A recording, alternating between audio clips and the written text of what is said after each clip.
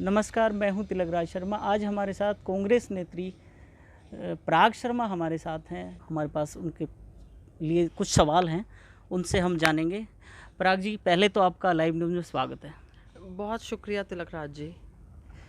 मैं एक बड़ा सवाल जो आज किसानों का मुद्दा चल रहा है, कांग्रेस हरियाणा के अंदर अब एक बड़ी रैली निकालती है। क्या वो रैली कांग्रेस को हरियाणा में स्थापित करने के लिए है या किसानों को बचाने के लिए थी? देखिए, कांग्रेस पार्टी ने हमेशा हमेशा सदैव किसान हितों की लड़ाई लड़ी है और चौधरी भूपेंद्र सिंह हुड्डा जी के कार्यकाल में जब वो प्रदेश के मुखिया थे तो मैं समझती हूँ किसान जो था सबसे ज़्यादा खुशहाल था। आज जब काले कानून बन जाते हैं किसानों के इनके खिलाफ, तो खुद किसान सड़कों पे उतरता है, खेतों को छोड़ के सड़कों पर है, रेलवे ट्रैक्स पर बैठा हुआ है पूरे देश का किसान। तो कहीं ना कहीं कांग्रेस पार्टी एक मजबूत विपक्ष होने के नाते अपना दायित्व निभाते हुए किसानों की लड़ाई में अग्रणी रही है और इनका कंधे से कंधा मिला के और कदम से कदम मिलाकर साथ दिया है। तो जहाँ तक हरियाणा की बात है, मैं समझती हूँ पंजाब और हरियाणा का किसान सबसे ज़्यादा परेशान है और सबसे ज़्यादा सड़कों पर है। इसीलिए कांग्रेस पार्टी ने एक मजबूत विपक्ष के अपनी जिम्मेदारी को निभाते हुए यहाँ पर राहुल गांधी जी ने पंजाब और हरियाणा में दौरा किया, ट्रैक्टर रैली निकाली और इससे हमारे किसानों को ये विश्वास दिलाया कि आज भी हम आपके साथ खड़े हैं। तो कहीं ना कहीं कांग्रेस पार्टी जो है ये हमेशा किसानों के लिए खड़ी दिखी है और आज भी ये साबित हो गया है कि हम कांग्रेसी ही किसानों के सच्चे हितैषी हैं। सवाल आता है कि एमएसपी को लेकर जो बवाल मचा हुआ है हरियाणा में, किसान जो मांग कर रहे हैं एमएसपी की मांग कर रहे हैं, कुछ उनकी मांगे हैं आड़तियों की। तो सरकार उस चीज़ को लेकर एग्री है। दुष्यंत जी का भी बयान आ गया है कि हम एमएसपी देने के लिए तैयार हैं। फिर भी कांग्रेस एक राजनीति माहौल जो हरियाणा में बिगाड़ना ही कह रही है। जो बीजेपी का जो बयान है कि वो राजनीति माहौल बिगाड़ रहे हैं हरियाणा का, तो इसमें क्या कहना आपका?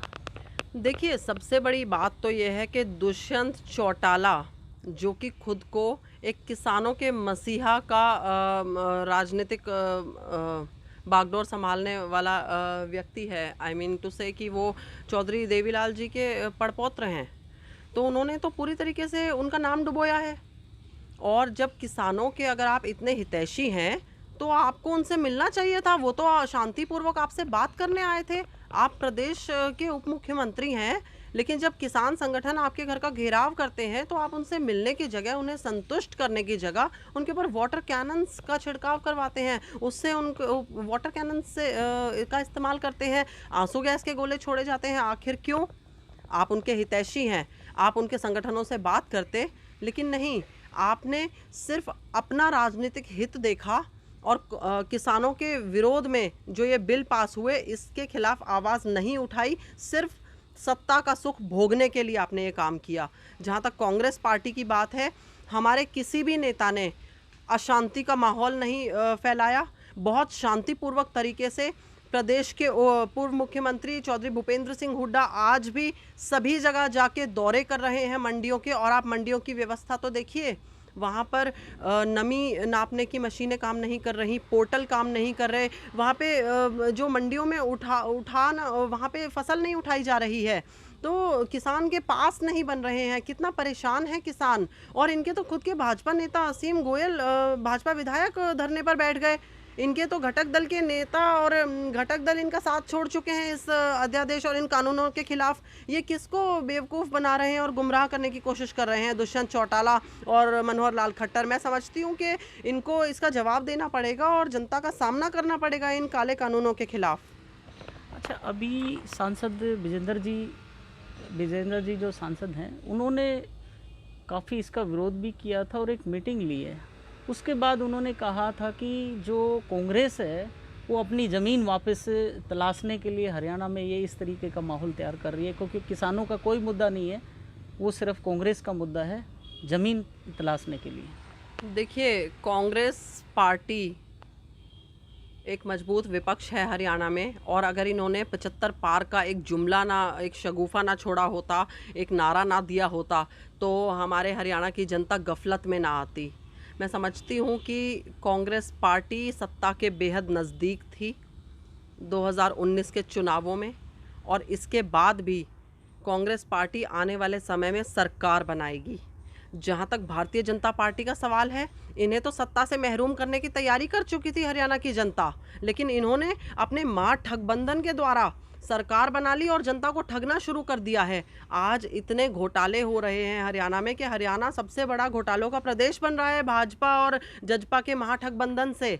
तो मैं समझती हूँ, और जहाँ तक बृजेंद्र सिंह जी का सवाल है, देखिए वो खुद बात समझ सकती हूँ कि वो खुद खफा चल रहे हैं अपने भारतीय जनता पार्टी से, और पुराना तो उनका सहयोग रहा है कांग्रेस का कई पीढ़ियों का। तो जिस तरीके से वो बात कर रहे हैं, मैं समझती हूँ कि उचित नहीं है, और कांग्रेस को कहीं भी ज़मीन खोजने की ज़रूरत नहीं है। आने वाले समय में भी ये किसान, मजदूर और आड़ती, यहाँ का युवा जो बेरोज़गार हो चुका है भाजपा के राज में, ये सभी लोग मिलके, महिला अपराधों में जो सबसे आगे है भारतीय जनता पार्टी, ये सभी वर्ग और सभी लोग मिलकर कांग्रेस पार्टी की सरकार बनाएंगे मजबूती के साथ। भारतीय जनता पार्टी के घोटालेबाज विधायक और मंत्री अपनी जमानत भी नहीं बचा पाएंगे आने वाले वक्त में। अच्छा पराग जी, ये जो चुनाव की बात कर रहे हैं, चुनाव में जमानत नहीं बचा पाएंगे, एक चुनाव अभी भी बड़ौदा का है, उपचुनाव, और वो आप ही की पहले सीट रही है, हुड्डा जी के बाद में अब उपचुनाव है। तो कहीं ना कहीं अभी भी कांग्रेस की जो प्रदेश कार्यकारिणी है, 24-28 के करीब नॉमिनेशन, मतलब टिकट मांगने वालों की भीड़ लगी हुई है। उसमें भी उनको टिकट को बांटने के लिए, उनको संतुष्ट करने के लिए संशय बना हुआ है कि किसको दिया जाए और किसको नहीं दिया जाए, और जो नाराज़ होंगे उनके भागने के चांस भी पूरे बने हुए हैं। तो उसमें क्या कहना चाहेंगे आप? देखिए, बड़ौदा उपचुनाव में कांग्रेस पार्टी एक तरफा जीत हासिल करेगी, और प्रदेश का हर वर्ग और बड़ौदा चुनाव के लिए जितने भी लोग वोट कास्ट करेंगे वो कांग्रेस पार्टी के हित में करेंगे। आज हमारे प्रदेश के पूर्व मुख्यमंत्री चौधरी भूपेंद्र सिंह हुड्डा ने पहले ही चैलेंज कर दिया है प्रदेश के सिटिंग मुख्यमंत्री को कि आप आइए, इस्तीफा दीजिए और उनके सामने लड़िए बड़ौदा में चुनाव। क्या दम है, क्या मादा है हमारे प्रदेश के मुख्यमंत्री मनोहर लाल खट्टर जी में कि वो चौधरी भूपेंद्र सिंह हुड्डा जी के सामने चुनाव लड़ सके विधानसभा का? वो लड़ें और साबित करें, जनता अपने आप निर्णय कर देगी।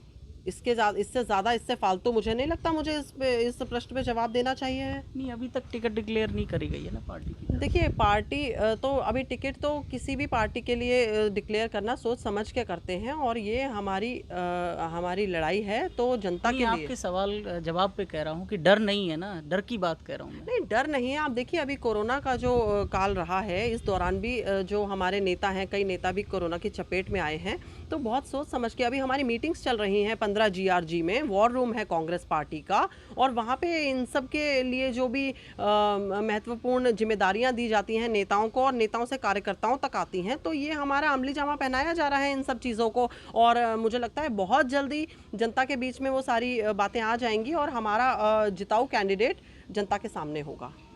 अच्छा, मेरा अब एक महिला अभिनेत्री होने के नाते, एक वकील होने के नाते, कानूनविद होने के नाते, महिला कानूनों को लेकर हरियाणा में जो अपराध चल रहे हैं उनको लेकर सरकार भी कुछ संवेदनशील नहीं है, और आपकी सरकारों में भी कुछ ऐसे बड़े कांड हो चुके हैं महिलाओं के विपरीत।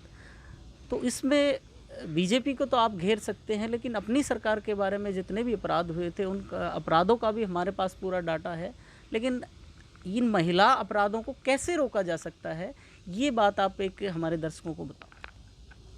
देखिए, जहाँ तक सवाल है महिला अपराधों का, तो मैं समझती हूँ कि भारतीय जनता पार्टी तो टॉप क्लास महिला अपराधों के खिलाफ पूरा महिलाओं के खिलाफ मोर्चा खोले हुए है, और अपराधों में संलिप्त पाए गए हैं इनके नेता।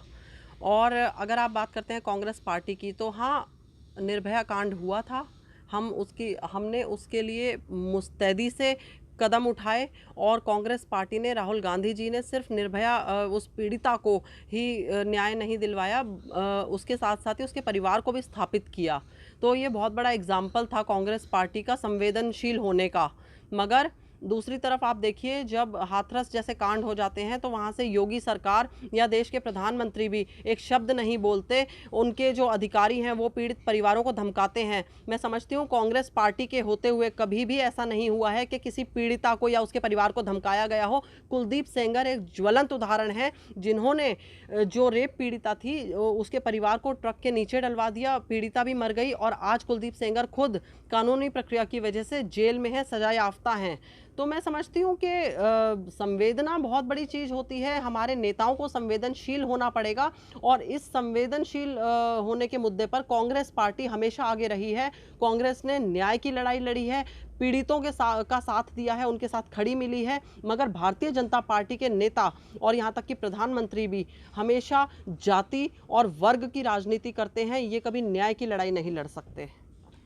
अच्छा, एक सवाल और हरियाणा में चल रहा है कि पीटीआई जो टीचर्स हैं उनको सड़कों पे प्रताड़ित भी किया जा रहा है और वो पहले से भी बेरोज़गार हो गए। वो बेरोज़गार का मुद्दा हरियाणा में भी बड़ा बनता जा रहा है, तो उसको लेके आपका क्या कहना है? देखिए, बेरोज़गारी में तो मुख्यमंत्री मनोहर लाल खट्टर जी ने हरियाणा को प्रथम पायदान पे लाकर खड़ा कर दिया है और CMIE की रिपोर्ट के अनुसार भी हरियाणा को फर्स्ट पोजीशन मिली थी।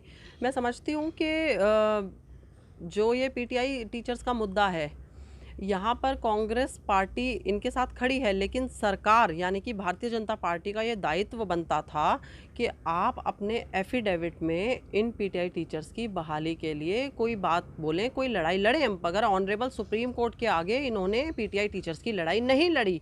अब मैं समझती हूँ कि अपनी नौकरी के 15 साल 20 साल बाद आज वहाँ से कई पीटीआई टीचर्स जो आज परेशान हैं, जो बर्खास्त हो चुके हैं, कई हार्ट पेशेंट हैं, कई किडनी के मरीज़ हैं, कई कैंसर पेशेंट्स हैं, कुछ महिलाएं विधवा हो चुकी हैं।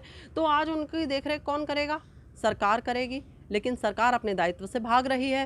तो मैं समझती हूँ कि आज बेरोज़गारी का मुद्दा जो चरम पर है, तो उसके लिए सरकार कुछ नहीं कर रही है। आज ये जो हमारा युवा है, ये अपराध की तरफ अग्रसर है या आत्महत्या की तरफ अग्रसर है, मगर सरकार के कान पे जूं नहीं रेंग रही। जब कांग्रेस पार्टी की सरकार में हरियाणा को हरित हरियाणा के नाम से जाना जाता था, मगर आज तो यहाँ पे गुंडा राज चल रहा है, माफियाओं का राज चल रहा है, घोटालों पे घोटाले हो रहे हैं और सरकार चुप है। मैं समझती हूँ कि हमारे हरियाणा के लिए ये बहुत घातक साबित होगा। अच्छा, मेरा एक लॉ एंड ऑर्डर को लेके सवाल है कि हरियाणा की जो लॉ एंड ऑर्डर है उनको कितना सही मानते हैं आप इस समय? देखिए, हर दिन क्राइम की खबरें आती हैं, छोटी छोटी बच्चियों के साथ बलात्कार की खबरें आती हैं, लूटपाट, अपराध और हत्या तो यहाँ आम हो चुका है। मैं समझती हूँ कि बहुत आप पीछे एक खबर आई थी जहाँ पे सोनीपत के पास पुलिसकर्मियों की ही हत्या कर दी गई थी जब वो पेट्रोलिंग पर थे। तो ये चीज़ें क्या दर्शाती हैं? अभी कल के दिन पता चलता है कि हमारे फरीदाबाद में ही बल्लभगढ़ में शराब तस्करी का एक ट्रक पकड़ा जाता है। तो ये सब अपराध नहीं है तो क्या है? तो लॉ एंड ऑर्डर सिचुएशन तो बहुत ज़्यादा ख़राब है हमारे प्रदेश में। मगर जो हमारे होम मिनिस्टर हैं और प्रदेश के और जो हमारे अधिकारी हैं, ये लोग सब आंखें मूंदे बैठे हैं।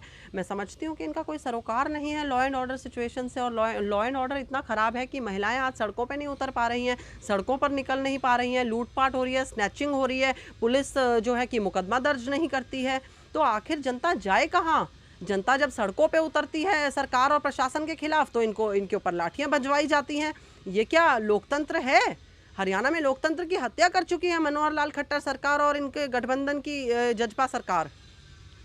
अच्छा, एक और सवाल ये है कि जहाँ से आप विलोम करते हैं, जहाँ आप पैदा हुए हैं, जहाँ आप अब फ़िलहाल रह भी रहे हैं, उसे स्मार्ट सिटी कहते हैं। और स्मार्ट सिटी का जो प्रोजेक्ट है वो भाजपा की देन है। कहीं ना कहीं स्मार्ट सिटी को लेकर हम भी संशय में हैं और आप विपक्ष में होते वो बड़ा अच्छे से आप हमारे दर्शकों को बता सकते हैं क्या स्मार्ट सिटी है। देखिए, स्मार्ट सिटी के नाम पे पूरा का पूरा खजाना लूट लिया गया है, सरकारी खजाना भारतीय जनता पार्टी द्वारा और जजपा द्वारा। ये लोग शगुफे फेंकते हैं। स्मार्ट सिटी सिर्फ पेपर्स तक सीमित है। मैं पूछना चाहती हूँ कि यहाँ के जो नेता हैं, जो मंत्रीगण हैं, उन्होंने तो अपने स्मार्ट सिटी तो छोड़िए, आपने गांव गोद लिए थे, उनका क्या हाल है, उसकी क्या रिपोर्ट है, वो जनता के आगे पेश कीजिए, या उन गाँवों में जाके हमारी मीडिया देखे और दिखाए और बताए कि ये है असलियत इनके लिए गोद लिए हुए गाँवों की। तो स्मार्ट सिटी का नंबर तो बाद में आता है। पहली बात ये है, यहाँ पे सड़कों पर गड्ढे हैं, आप गाड़ियाँ चला के देखिए, आपकी गाड़ियाँ टूटती हैं, उनकी वियर एंड टियर होती है। बाइकर्स का एक्सीडेंट होता है। पीछे पता चला था कि प्याला चौक पे एक बाइकर का एक्सीडेंट हो गया, उसको गड्ढे में गिर के मौत हो गई। आप एक परिवार का चिराग बुझ जाता है, लेकिन आप लोगों को शर्म नहीं आती, लज्जा नहीं आती आप लोगों को? आप जनता का पैसा खाते हैं, कितना पैसा आप लोग खाएंगे, कितना आप लोग घोटाला करेंगे? ये जनता का पैसा होता है जिससे सड़कें बन रही होती हैं। वो जनता हम हैं, हम टैक्स पेयर्स हैं, लेकिन उसमें भी अमानत में खयानत करती जाती है। मैं समझती हूँ कि इन सब चीज़ों के जवाब जनता को प्रखर होकर और सामने आकर अपने जनप्रतिनिधियों से पूछने चाहिए। और कांग्रेस पार्टी तो हमेशा मुद्दे उठाती है और उठाती रहेगी, इन भारतीय जनता पार्टी के नेताओं को एक्सपोज करती रहेगी इन मुद्दों के ऊपर। बहुत बहुत धन्यवाद आपका। जी शुक्रिया। ये थी हमारे साथ पराग शर्मा, कांग्रेस की प्रवक्ता, नेशनल प्रवक्ता, जिन्होंने अपनी बात बेबाक से रखी है और कहीं ना कहीं सरकार के जो काले काम हैं उनको उजागर करने का भी काम ये लगातार कर रहे हैं।